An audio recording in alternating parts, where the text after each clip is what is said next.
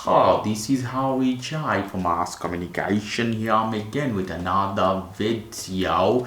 In this, when I'm going to show you how you can do a hard factory reset to your HK10 Ultra 3 version of watch.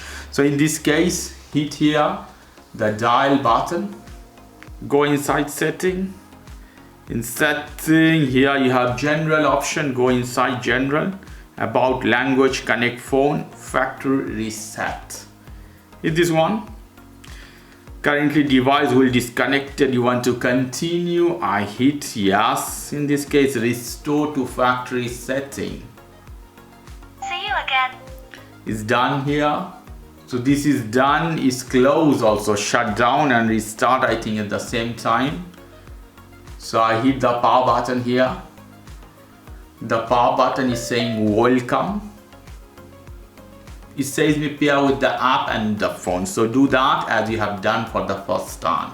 Okay guys, if you like this video, please do subscribe to my channel. If you like this segment, please give me a thumbs up. Take care till then. Bye.